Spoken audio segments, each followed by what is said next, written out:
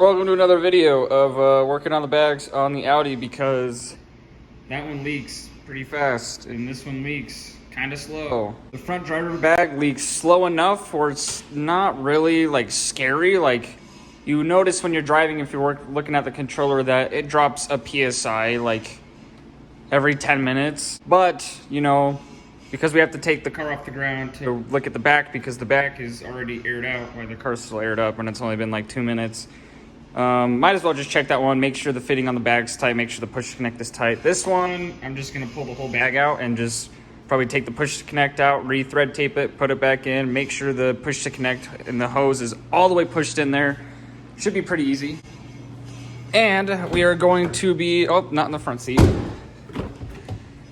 somewhere back here, to be putting a diverter valve spacer on it, which makes it have a blow valve. Yes, if you're not new to the channel, I know what you're saying. Why aren't you working on the Forester? Why aren't you putting the STI engine in? Why aren't you finishing the Forester?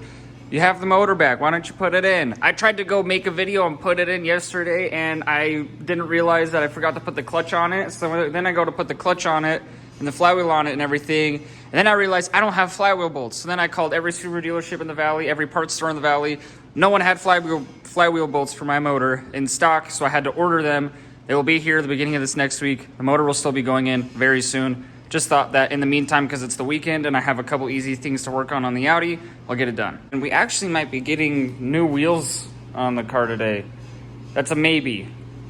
So we're gonna get started though. Driver's side, everything seemed to be good, so we're gonna throw the wheel back on. So we took the fitting out of the bottom of the bag after we got the bag out, and we just threw some new thread tape on it, did it a little thicker this time, and we're just gonna throw it back in there.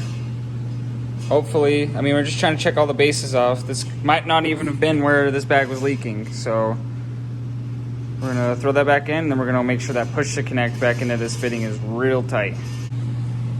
Also, in my last video, I mentioned that I have no idea what these two bolts are for. Still have no idea what this bolt is for, but this bolt is actually for when the bag sits in the bucket. There's a bolt that goes from underneath the bucket into the bottom of the bag right there. So there is a reason for that bolt. This one, still got no idea.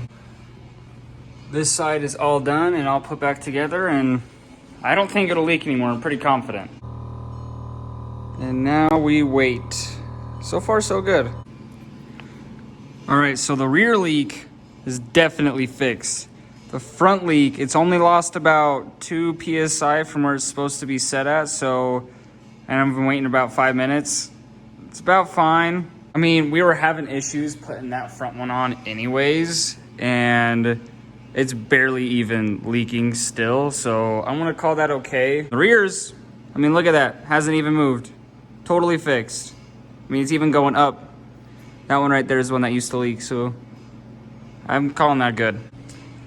I just stuck my hand inside this wheel well to check all the fittings to see if I can feel it leaking with it all the way aired up, and I can't feel air anywhere. So that has to lead me to believe it might be somewhere else. Ooh, we got wheels. Did you really tie these?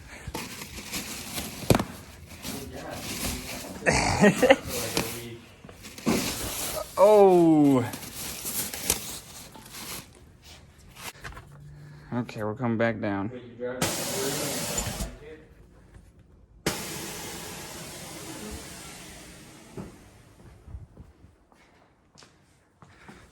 Oh, yeah.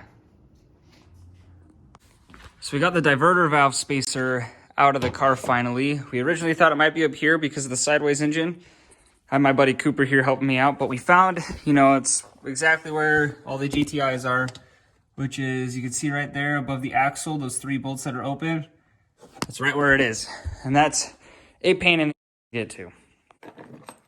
But right here, we have the diverter valve spacer that we got from eBay.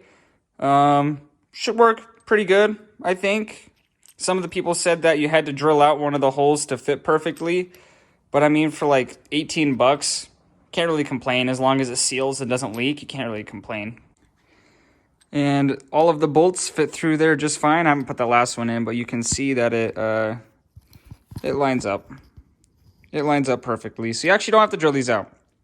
So if this seals up good, and it comes with an O-ring too, if this seals up good, doesn't have any issues, this is an absolute steal for 18 bucks. See if we can show you in here where it is. See that right there? There it is. That's what the spacer on. You can see that I'm missing a bolt. It's not that it didn't fit, I lost it. I was trying to get it in there and I dropped it, and it's somewhere underneath here and I can't find it, but we have the top one and bottom one in. I'm gonna keep looking for this other one though, just to be sure. Guys, I found it. Well, you can see we have all 3 bolts on now. Just gotta plug it in. Make sure it's in there. Now I gotta throw the rest of the new wheels on the whole side and we're done for the day. Alrighty, here she comes down on the new wheels.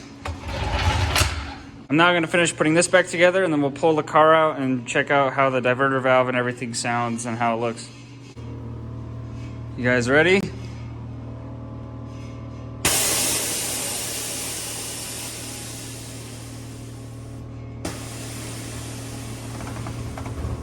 Oh, yeah. Oh, listen.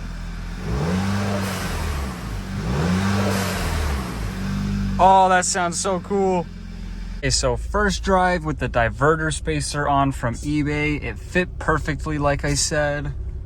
So we are backing out. Oh, I already heard it go off. It thinks I don't have, it says has a seatbelt light on because I have a wheel right there. It's reading the weight.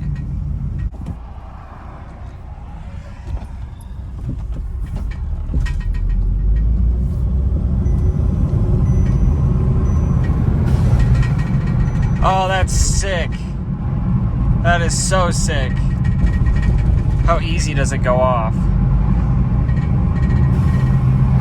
It goes off pretty easy with minimal effort on the throttle. We've also got no check engine lights or anything. This works like factory. I don't know if you can hear that rattling back there. It's part of the tank stuff, but for 18 bucks, 100% worth it. Well guys, that's where we're gonna end this video. Wheels look good, no more leaks, blow valve on, 100% worth it. I'm gonna empty out my car of wheels because I have wheels and a bunch of stuff in here, but thank you for watching. Peace out.